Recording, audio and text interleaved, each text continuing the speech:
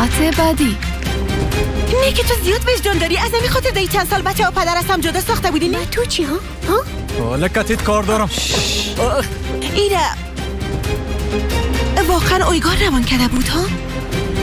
خاطر پدرتان از نیکو و جز از علی اوغا نگه کرده.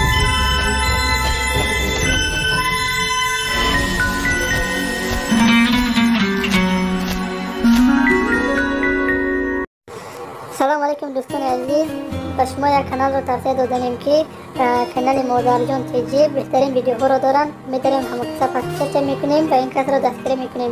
من سلسله کانال رو در افشان ویدیو و در کامنتر دستگیر میکنم. حتما در مورد ابونه شوید.